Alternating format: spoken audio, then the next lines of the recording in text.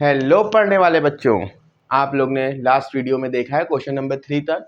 आज हम लोग exercise 1.1 question number 4 class 10 start करने जा रहे हैं। आइए क्वेश्चन नंबर 4 देखते हैं। क्वेश्चन नंबर 4 आपसे कह रहा है given that HCF 306 657 equals to 9, find LCM 306 and 657। Basically आपको कह रहा है कि ये दो नंबर हैं, इनका HCF कितना दिया है आपको बेटा 9 और इनका LCM आपको फाइंड करना है। तो हम लोग ने स्टार्टिंग में एक फॉर्मूला पढ़ा था जो कि था HCF into LCM equals to product of two number. ठीक है बेटा, तो HCF हमको क्या दिया हुआ है बेटा 9 दिया है। देखिए ये HCF दिया, बोला है कि ये HCF जो है ना इन दोनों नंबर का ये HCF है, ठीक है ना। तो HCF 9 है, LCM हमें पता नहीं है तो LCM मिल जाएगा, हम LCM लिख देंगे। प्रोडक्ट ऑफ टू नंबर, इन्हीं दो नंबर की बात हो रही, तो इनका हम लोग क्या कर देंगे प्रोडक्ट का बेटा मैथ में मतलब होता है मल्टीप्लाई, ठीक है। ठीक, तो LCM इक्वल्स टू 9 LCM के साथ क्या कर रहा है मल्टीप्लाई, उधर जाएगा तो क्या करेगा बेटा डिवाइड। बेसिक चीजें आप लोग को पता होनी चाहिए, अगर नहीं पता कोई बात नहीं, हम इसलिए बेसिक बताते हुए भी चल रहे हैं। ठीक, अब आपको पता है कि ये 9 और ये नंबर कटेंगे, डिवाइड होंगे, कटने का मतलब डिवाइड होंगे, ठीक है। तो अब 3 का डिविजिबिलिटी रूल अगर आपको नहीं पता है तो हम बता दें कि ये दोनों नंबर को ऐड करिए और बताइए कि 3 की टेबल में आता है कि नहीं आता है। तो 6 + 3 कितना हुआ 9, तो 9 3 की टेबल में आता है, तो 3 3 ज़ा 9, 3 1 ज़ा 3 0, 3 2 ज़ा 6, फिर 3 1 ज़ा 3, 3 3 ज़ा 9, बचा 1 क्योंकि हमें 10 चाहिए था, 3 3 ज़ा 9 हुआ, बचा 1 किसके पास गया 2 के पास, क्या हो गया 12, 3 4 ज़ा 12। ठीक, तो एलसीएम मेरा आ जाएगा बेटा 34 इंटू 657। इसको आप मल्टीप्लाई करिएगा तो आपका आंसर आएगा 22338। ये आपका बेटा एलसीएम आ जाएगा, ये आपका एलसीएम आ जाएगा। जो लिख रहा है लिख सकता है।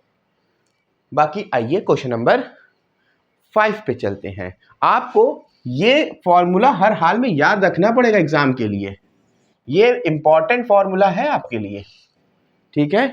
तो आइए क्वेश्चन नंबर 5 पे चलते हैं।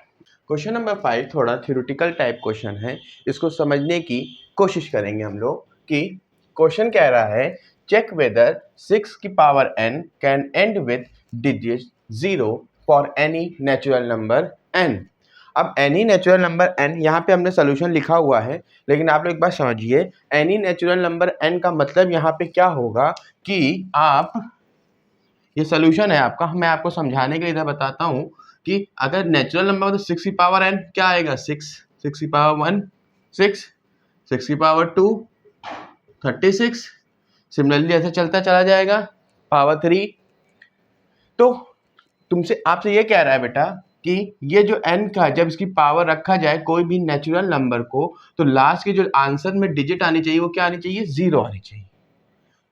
तो अब हम ये देखेंगे कि कभी भी किसी भी नंबर की लास्ट की डिजिट 0 आने के लिए क्या जरूरी है कि उसके वो मल्टीपल या डिविजिबल बाय किससे होना चाहिए 10 से होना चाहिए डिविजिबल, है ना। तो वही लिखा है बेटा if any number ends with the digit 0, कोई भी डिजिट अगर 0 से एंड होनी है तो वो उसको डिविजिबल किससे होना चाहिए, या तो 10 से होना चाहिए या 10 के फैक्टर से होना चाहिए। तो 10 का फैक्टर क्या है 2 और 5, दोनों से 2 और 5 दोनों से डिविजिबल होगा तभी उसके लास्ट में डिजिट 0 आएगी, इसलिए लिखा है विच इज फैक्टर 2 and 5। और हम लोग देखते हैं कि प्राइम फैक्टराइजेशन ऑफ 6 क्या होगा 2 और 3।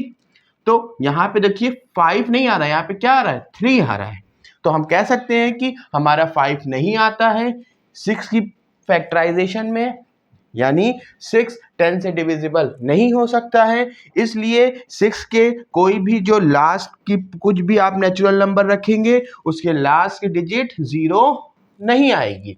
तो इस ऐसे टाइप के क्वेश्चंस को करने के लिए आपको सिंपल से ये बात याद रखनी है कि जिसके बारे में पूछे कि लास्ट में 0 आए, लास्ट में 6 आए, लास्ट में 4 आए, तो ये पता करिए कि पहले वो आएगा किस में। जैसे 0 आ रहा है तो आपको पता है ना कि 10 की पावर 1 करेंगे तो सर 10 आएगा, 10 की पावर 2 करेंगे सर तो 100 आएगा, इसी तरीके से सब 100 आएगा तो लास्ट में 0 आ रहा है, यानी 10 में 0 आ रहा है। तो 10 का प्राइम फैक्टराइजेशन करिए, देखिए उसके लिए क्या आ रहा है। अगर वो कंडीशन जिस नंबर के लिए बोला गया है उसमें सेटिस्फाई कर रही है तब तो होगा, नहीं तो नहीं होगा। ये आंसर है, आप इसे लिख सकते हैं। ठीक है, आइए क्वेश्चन नंबर 6 पे चलते हैं।